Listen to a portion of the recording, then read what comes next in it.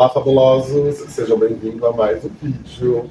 Hoje estou aqui com a fabulosa Poliana Vitelli, que é escritora, diretora, atriz e mãe, né, gente? Porque mãe tem que estar no currículo, não é, Mãe é uma profissão.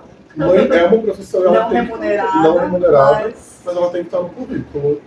E dizem que a minha voz é bem miada, que não precisa ser tão afeminada.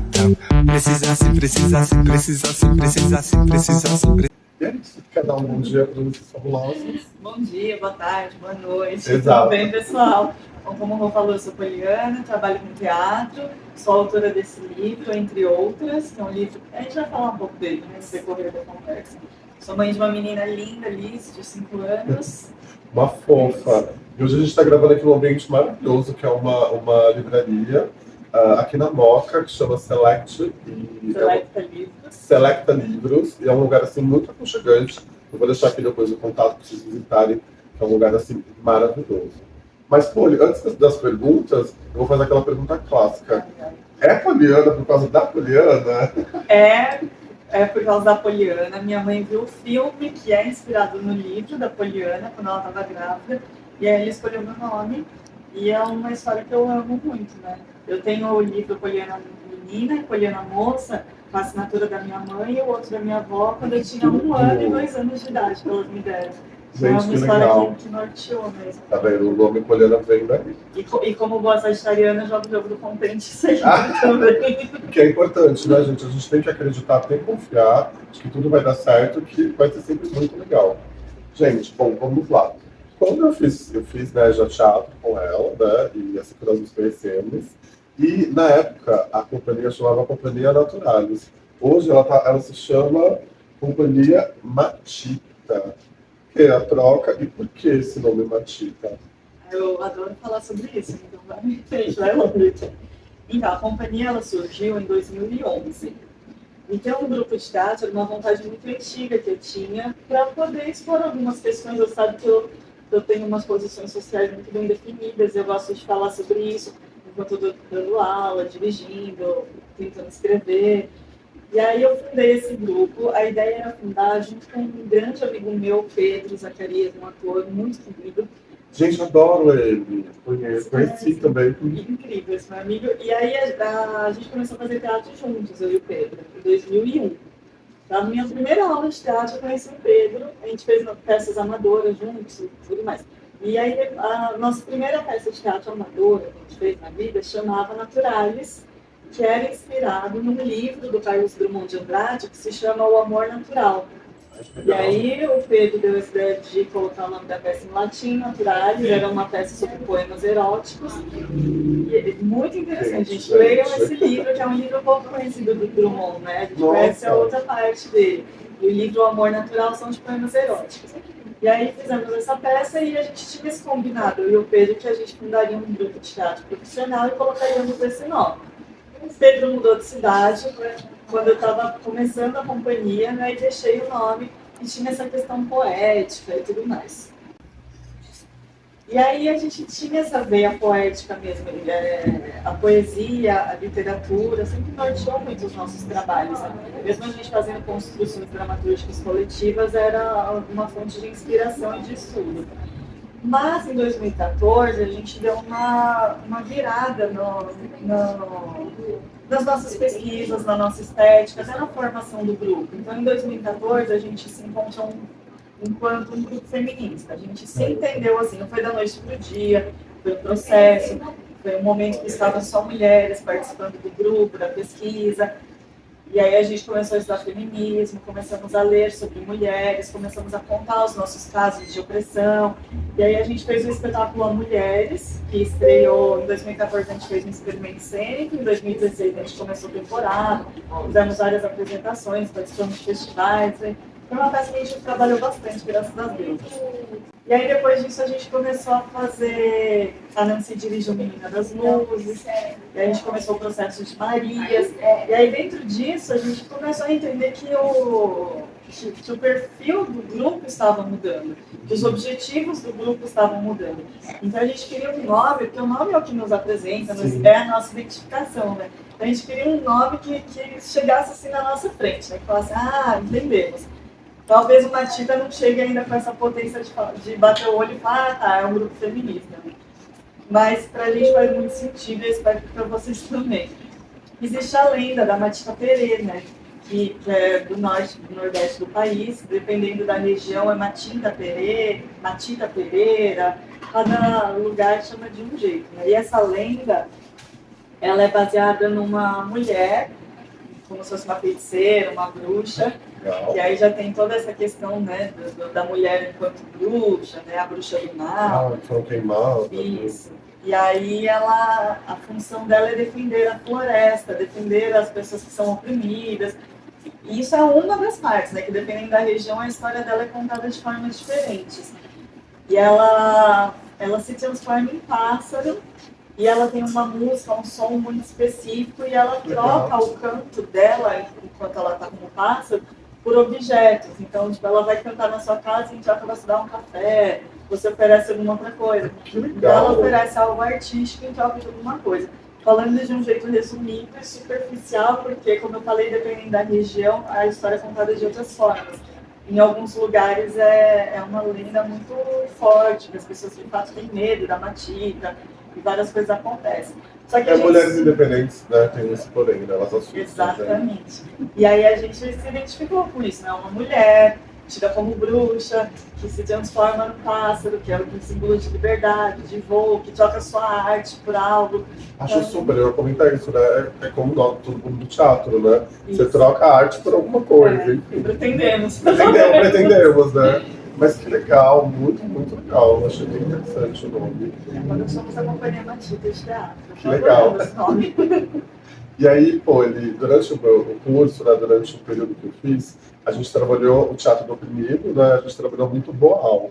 E aí eu queria que você explicasse, né, pra galera o que é, assim, o Teatro do Oprimido, o que é Boal, porque para mim era muito novo na época, mas eu achei muito interessante que é trabalhar a opressão de uma maneira geral, né? Não só das mulheres, mas também dos gays, enfim, das minorias, né? Não somos minorias, porém somos tidos como minoria, né? É a minoria política. A minoria politicamente somos minoria, né? Infelizmente. Então, Augusto Boal, ele foi um brasileiro, pesquisador, diretor, dramaturgo, e ele foi muito importante para a história do Brasil. Ele é um dos fundadores do Teatro de Arena, e no Teatro de Arena ele tinha uma busca por uma dramaturgia genuinamente brasileira, que a gente ainda importava muito da Europa, dos Estados Unidos, e o Boal, ele tinha essa busca de o que vamos falar sobre nós, em especial nós enquanto classe trabalhadora, né? Não aquele nós, o Nelson Rodrigues já retratava de uma classe mais burguesa, por exemplo. Ele tinha essa busca por retratar a classe das pessoas oprimidas. E para isso ele criou um sistema, um método pedagógico sempre, que é o teatro do oprimido. Como você falou, para a gente pensar nas opressões, todos os tipos de opressões, se pensar enquanto opressores e opressoras também, e trabalhar isso de forma artística. Ele tem vários métodos dentro desse sistema, tem o teatro de imagem, o teatro de forma, o teatro legislativo, o teatro do invisível. Tem mais alguém que você lembra? A gente trabalhava com teatro de forma. Exato, que isso que ela acabou de falar, eu até me lembro de um, assim, teve vários, mas teve um que ficou muito intenso, onde a gente trocava de papéis, a gente ficava na parede, e aí iam dois atores, e aí simulava a briga de um casal, ou uma briga qualquer. E aí a gente ia mudando conforme um gritava, chamava um outro ator, e aí começava uma outra história, e aí a gente ia dar continuidade. Então teve muita coisa nesse sentido.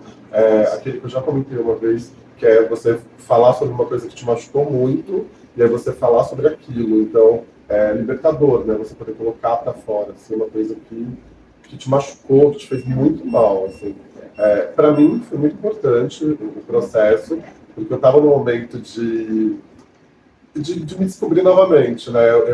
Quando eu comecei, já falei isso para você, mas vou falar aqui para as pessoas que não sabem, eu estava terminando uma relação de 18 anos, né? E aí eu me senti perdido, porque até então eu construí a minha história para caminhar com uma pessoa, e de repente eu me vi, para onde eu vou? E aí me veio essa questão de falar, vou fazer teatro, porque eu sei que vai me complementar naquele momento. E foi importantíssimo para o meu processo, né? Conhecer pessoas, viver a minha dor ali, poder compartilhar a minha dor com outras pessoas. Então, assim, eu aconselho muito quem puder fazer, né? A gente vai falar isso no final, tá com novas turmas, que faça, porque foram trocas muito importantes, de muitas pessoas, e cada um com sua dor, e a gente pode ajudar um ao outro, né? E acho que o Boal é basicamente isso, né? Você compartilhar as suas dores, né? E é muito importante você falar isso, porque a ideia do Boal é que a gente usa o teatro como um ensaio para a revolução. Então, que a gente tenha essa autorreflexão enquanto indivíduo e principalmente enquanto cidadão, cidadã, para pensar socialmente. Então, de que forma que socialmente a gente pode mudar as coisas? E ele trabalha muito com a relação de espectadores, espectadoras, atores e atrizes, e fazendo um teatro para iniciados e não iniciados. Que é dentro dessa perspectiva de que todo mundo pode, e eu acho que deve fazer teatro. Porque não seja para ser ator, mas que seja para você Exatamente. se libertar, para você se encontrar, para você se sentir mais à vontade. Porque tinha uma galera que não era exatamente para ser ator, mas ele fazia aquilo para ele poder ser um advogado melhor, ser um professor melhor, ser uma pessoa melhor. Até para votar melhor, né? Até para refletir votar melhor, socialmente. exatamente. Eu espero que a gente continue votando melhor, né? E isso é muito importante. E emendando essa pergunta, né, já dentro do contexto, a próxima pergunta é como a Poliana, pessoa e diretora, se sente sabendo que você já mudou muitas vidas e muitas histórias, porque não só a minha, mas acredito que outras pessoas já tenham compartilhado com você, assim, como você se sente, né, sendo essa pessoa que muda vidas, né, o teatro muda vidas, né, e você está sendo a pessoa que está levando isso para várias pessoas. Nossa, eu estou até emocionada, porque eu não tenho essa noção. E é o que você falou, que muda a vida das pessoas é o teatro, né? O teatro, ele é uma ferramenta muito poderosa, né? E eu percebo que, a gente já está conversando disso antes, né? As pessoas que têm vontade de fazer teatro, mas que vão para outra área, que a gente sabe que financeiramente ainda é uma área muito prejudicada. Tivemos aí uma política que detonou, né? Mas enfim. A gente ainda está se recuperando, a gente precisa manter isso, né, no mínimo. Então, as pessoas que acabam indo para outra área acabam se frustrando, tendo diversos problemas, porque tipo, a gente fala que o teatro escolhe, né? Não é a gente que escolhe o teatro. Então, às vezes o teatro te escolhe, mas aí você vai para outro lugar. E acho que a gente precisa respeitar essa vontade de estar no teatro, né? Porque ele faz mesmo a diferença na vida das pessoas. Não sou eu, é o teatro enquanto instituição. Mas você está sendo a pessoa que está levando isso, é muito importante. Eu agradeço por poder fazer isso. Obrigado a você, né, pela oportunidade. Foram momentos assim, de uma troca muito importante. Na época, né, na época que eu fiz, ela estava no processo de gravidez, né, da Alice, né, da Liz ainda, e eu tive aula com a Nancy, que é uma pessoa também que eu levei para a vida, maravilhosa. Ela é muito importante, assim, a gente teve trocas assim fantásticas, né?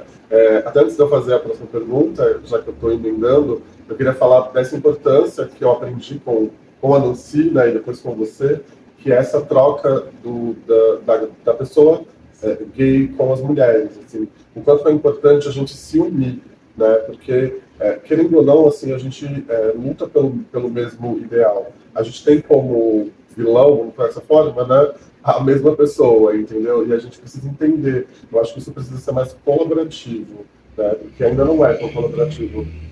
Infelizmente, as pessoas elas acabam se fechando nas próprias bolhas e tentando comparar um problema com o outro. O dela é pior do que o meu é pior do que o seu. E não é assim. A gente tem que se unir para a gente poder chegar em algum lugar. A gente tem que se colaborar, né? E isso é uma das coisas que eu aprendi muito, né?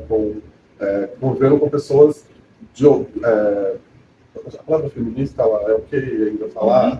Bastante, devemos usá-la.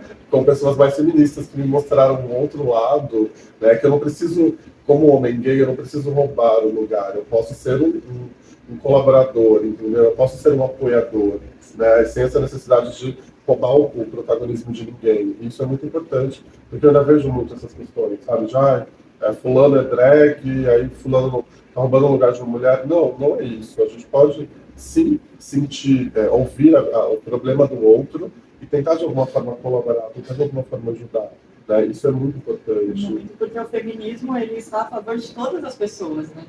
das mulheres, da comunidade LGBTQIA+, e dos homens também, né? Que é o que a gente estava conversando também antes, sobre a opressão que os homens também sofrem por conta do machismo, né? Exato. Então, o feminismo, ele favorece toda a sociedade. E é importante também a gente pensar que gênero não é uma coisa binária, né? Não existe só homem e mulher, existe uma multiplicidade aí no meio. E o feminismo, ele contribui para que essa multiplicidade de gêneros tenha visibilidade. Isso é muito importante. E, pô, aproveitando que seu livro está aqui, né? Poliana Pitelli, entre outras, eu queria saber como foi o processo para você escrever. O que te levou a escrever ele? Qual é a mensagem que ele deixa para as pessoas? Não sei, me diga você. Eu ainda não li, vou ler, mas eu conto para vocês. Para mim, a mensagem é de sonho realizado.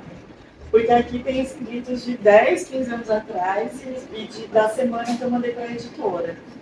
Então, eu sempre, tem gente que fala que desde criança eu queria ser atriz, agora eu vou realizar meu sonho. Não, desde criança eu queria ser escritora. Eu caí no teatro muito por acaso. E aí, então isso é um sonho realizado e eu sentia que eu precisava fazer isso para mim, por mim. Então, na pandemia eu fiz muito curso de escrita, de dramaturgia, de crítica teatral. Então, eu escrevi bastante. Estudei muito sobre escrita e aí eu me uni muita coisa que eu já tinha de antigamente, que eu tinha daquela época. Mandei para a editora, aí foi aprovado, é um outro assunto, né, esse processo de editora. E aí publiquei. E é um apanhado de várias coisas. Tem poesia, dramaturgia, conto, crônica, tem pouquinho de tudo. Muito legal, gente. Eu vou deixar o link aqui embaixo depois do vídeo para vocês estarem adquirindo, né? Ou até mesmo vindo aqui, nesse espaço maravilhoso que nós estamos, para comprar o que aqui também tem, né? E depois me contar o que achou, que para mim é muito importante, essa devolutiva. Exato. E bom, eu acho que até a gente postar esse vídeo, você já vai ter lançado e já vai estar no ar, mas está começando um blog, né? Já está no ar o blog feminista. Fazer o lançamento oficialmente aqui. Olha, que legal. E esse blog ele vai falar, eu já vi, né, o primeiro post, que é sobre uma crítica teatral, né? O blog ele vai caminhar para críticas nesse sentido. Exclusivamente crítica teatral, com viés feminista. É um blog que se chama A Espectadora. Vou colocar aqui embaixo também, gente. Ele dialoga com o que eu pesquiso no meu mestrado, que eu pesquiso recepção teatral feminista. Legal. Em outras palavras, formação de público para um teatro feminista. Que dentro da teoria teatral tem bastante pesquisa sobre recepção teatral, pedagogia da espectador, da espectadora, só que não tem algo voltado para o público feminista. Então, tem uma autora que ela me guia muito, a Jill Dolan, estadunidense, que ela fala que existe um espectador ideal. Esse espectador ideal, ele é homem, branco, hétero, burguês, e geralmente as peças de teatro são feitas para atingir esse tipo de público. Então, de uma forma ou outra, o público ideal é ele. E aí nós, enquanto mulheres, a gente fica sempre como uma personagem secundária, com quem a gente se identifica, qual é o nosso lugar enquanto espectadora. E eu levo até além, né? A gente estava também conversando sobre os horários da peça. Como que é para uma mulher ir sozinha até o teatro, voltar sozinha? Então tem todo esse contexto. E o que eu já escrevo para o Teoria Cultural, um super beijo para o pessoal do Teoria, que é incrível. E também escrevo sobre livro e outras coisas. Só que agora esse blog ele vai trazer uma visão feminista sobre as peças de teatro. Então as peças de teatro em cartaz aqui em São Paulo, eu acompanho bastante. E aí eu vou escrever sobre algumas, vou ver o fôlego que eu vou ter, estou começando, para falar sobre essa visão enquanto mulher, feminista, mãe, pesquisadora de teatro, artista, sobre os espetáculos. Nossa, que legal, gente. Vão lá ler, porque é sempre muito legal. Vocês vão adorar as críticas, né? E vamos se apoiar, né, gente? Vamos lá dar o seu clique, é importante, né? Para o blog, ter ali as pessoas acompanhando. Bom, Poli, a gente fez algumas peças, né, durante as nossas aulas. Todos os cursos das oficinas, né, que ela aplica, no final a gente faz uma peça. E durante o processo que eu tive, eu assisti a peça Marias e eu amei, gente, amei demais. A minha primeira pergunta é, você está voltando com ela, né? Você fala um pouco dela para a galera, como ela funciona e como ela vai ter em cartaz? Marias é uma peça que eu tenho muito carinho, porque foi a minha primeira dramaturgia. E eu fiz enquanto eu estava grávida, né? Então, eu gestei Marias junto com a minha filha. E foi muito legal, porque a gente começou o processo em 2018, que foi quando a minha filha nasceu, demos uma pausa para eu parir, e tem toda aquela fase de puerpério, e as meninas foram incríveis nesse momento. Gente, puerpério, eu queria deixar uma aspas, é uma palavra que eu não conheci durante o curso da faculdade com uma das alunas, a Aline, beijo Aline, e isso é um assunto muito legal. Só cortando, mas é um assunto que as pessoas deveriam entender mais, viu? Porque é uma coisa que a mulher passa muito por isso pós-gravidez, durante, né? Ou pós, né? E é muito legal de ser discutido. Talvez é um assunto que a gente traga aqui depois. Muita coisa para falar sobre o Super, muito! E foi interessante porque estávamos, né, em um grupo de mulheres feministas, então tinha esse entendimento de agora eu preciso passar por isso. Então, inclusive, um beijo para a Nancy, de novo, linda, maravilhosa, a Café, a Daiane e a Bruna, que estavam neste momento, e aí fizeram Menina das Luzes, e aí depois a gente retomou o Marias. A gente tinha o nosso espaço, antes da pandemia, a gente tinha o espaço da em frente ao teatro, um espaço maravilhoso. Teatro Mário de Andrade. Em frente à biblioteca. Biblioteca Mário de Andrade. No centro da cidade de São Paulo. E aí depois a gente fez 2 temporadas antes da pandemia. Daí na pandemia a gente estava montando o Garcia Lorca, a casa de Bernarda Alba. E aí na pandemia a gente parou, mas continuamos os estudos online. A gente fez peça na pandemia, viu? Fiz um cursinho com ela, um curso incrível, muito legal, viu? Olha, não sei se tem gravado ou registrado, acho que tem algumas coisas. Mas é muito legal de disponibilizar depois, porque foi muito interessante fazer teatro também na pandemia, cada um na sua casa, e ainda assim a gente conseguiu fazer coisas muito legais, né? Muito, e até assisti uma peça, As Cores de Lorca. As Cores de Lorca, que foi maravilhoso de ver. Foi uma peça muito bacana também que a gente fez na pandemia, daí depois, em 2021, 2022, que teve aquela coisa de volta, não volta, né? Estamos online, estamos presencial. E aí, o ano passado, a gente conseguiu retomar com Marias, porque na pandemia também, né, muita gente mudou de cidade, de país, pessoas do grupo. Então, o ano passado que a gente conseguiu se reunir presencialmente, e a gente conseguiu isso porque a gente foi selecionada para participar do Circuito Municipal de São Paulo, então a gente fez apresentações em espaços públicos aqui na cidade. Legal. Fizemos a nossa 3ª temporada no Teatro Helene Guariba, que é um teatro muito importante aqui da história do teatro paulista. E a gente já tinha participado da virada cultural antes da pandemia. E o ano passado a gente fez essas viagens, essas apresentações. Esse espaço que você falou aqui da República. Da Roosevelt, Nossa, eu li, eu não sabia onde era, mas eu achei muito legal. E eu entrei no Instagram e aí eles criaram uma mensagem tipo, é um espaço para você falar sobre arte, assim, que eu achei muito legal. Eu não conheço, mas pretendo conhecer, porque parece bem legal o espaço. E lá tem várias peças lá, né? Ai, legal. Vou deixar também o Instagram deles aqui embaixo. Muito bom. E aí, esse ano a gente está tentando voltar, né? Com essas dificuldades que o teatro tem, a gente está mandando editar o projeto, patrocinadores disponíveis, estamos aqui, investidores. Por favor, gente, vamos patrocinar. A gente está nessa fase esperando, só que a gente também já está na fase de pesquisa de novas peças, né? A gente tem algumas coisas aí que estão engatilhadas para começar. A gente está indo com calma, né? Porque a gente quer ganhar o mundo. A gente está fazendo algumas escolhas. E Marias, ele fala sobre mulheres poderosas que foram durante... A gente escolheu 3 temas para trabalhar, que é mulheres na política, mulheres e a situação da fome e mulheres na educação. Então,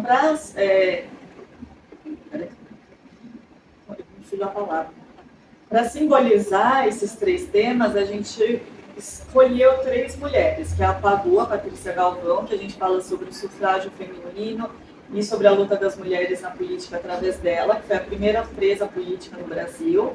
A Nízia Floresta, que é tida como a primeira feminista brasileira, e ela criou a primeira escola para mulheres no Brasil. E a Carolina Maria de Jesus, que eu acho que ela é a mais conhecida, tem o Quarto de Despejo, entre outros livros. E a gente fala sobre a situação da mulher, em especial a mulher preta, a situação dela em relação à fome aqui no nosso país. Então, através da história delas, a gente conta a história de outras Marias. Inclusive, algumas histórias das pessoas da plateia, que a gente seleciona na hora, tem uma cena de diálogo. Uma pergunta, é verdade, vocês davam uma coisa de perguntar, né? É verdade. E agora a gente também tem uma cena que eu acho que antes não tinha, que é antes do público entrar, a gente vai lá fora e conversa com algumas Marias. Que daí tem que assistir para saber. Exato, gente, assistam que é muito legal. Agora eu quero te comprometer aqui numa situação. Bom, como todo mundo sabe, né, eu faço conteúdo para o público LGBTQIA+, e voltado mais para o público gay, que é o público, né, que algum local te fala, digamos. Você não faria uma peça dessa falando de homens gays Vai. importantes na história? Ó, vou te contar uma coisa que eu acho que eu falei para pouquíssimas pessoas que Quero participar. assim, um pouquinho antes da pandemia, eu tinha uma ideia de uma peça LGBT, mas de verdade, eu acho que Gente, talvez não, eu tenha nem compartilhado comentamos isso uma isso, ó, vez, talvez. surpresa aqui. Que era uma peça que tinha até o nome, que era Carta Fora do Baralho, para contar uma história que a minha mãe tinha me contado de um cara que, numa situação de assalto, ele era segurança da padaria e no assalto ele foi o único que morreu por ser gay. Nossa. Que ele foi defender um outro cara, deu um assalto, a gente falou, então manda você perder a vida, e ele atirou nele. E aí eu queria levar essa história pro palco, fiquei com muita vontade. Mas aí veio a pandemia e tudo mais, Muitas coisas, e né? aí tantas coisas. Sim. E quem sabe, né? A gente consegue fazer uma peça como Marias, assim, contando também a história de homens gays ou a comunidade, né? Estou falando homem por ser eu, mas poderiam ser personalidades LGBTs que têm mais que foram importantes, né? Para a história. Né? Eu acho que isso pode ser uma coisa muito legal. Quem sabe vem aí, gente? A gente está aqui.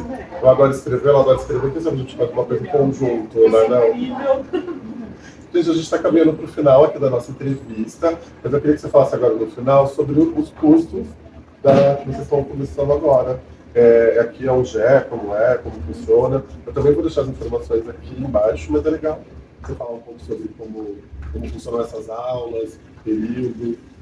A gente está retomando agora, a gente vai para a 20ª edição do curso livre de Teatro do Oprimido. A gente trabalha com esse viés do teatro do oprimido porque é a estética cênica que nós, enquanto grupo, usamos para nossas pesquisas. Mas não é algo que é específico para quem já é iniciado, como falou. Então, é um teatro que todas as pessoas são muito bem-vindas. O Boal tem um livro que ele fala 200 jogos para atores e não atores que queiram dizer algo através do teatro. Então, se você quer dizer algo, quer expressar, esse é um curso voltado para você. Então, a gente vai fazer esse curso com essa estética, com esse método do teatro do oprimido. A gente vai estudar teatro feminista e fazer uma montagem de peça. O curso será todos os sábados, na parte da manhã, numa produtora chamada Rama Cria, que é do lado do Metrobras Sermoca. O acesso é muito fácil. Muito fácil. Vai deixar o link aqui, né? Bom, Com vou todos deixar o os link detalhes. com todas as informações. Legal, Poli. Mais uma vez, muito obrigado, viu? Obrigado pela sua colaboração, sempre muito solícita. E é isso, a gente é o primeiro vídeo, quem sabe de outros, aí a gente tem muito assunto, né, para discutir como outro que a gente pode pensar aqui. E é isso, muito obrigado. Eu quero te agradecer e te parabenizar, né? Acho que é muito importante isso que você faz, que tem uma vida longa, conte comigo para o que precisar. Muito, muito obrigado. E é isso, fabulosos. Kisses e até a próxima. Tchau. Bem afeminada, vem, bem.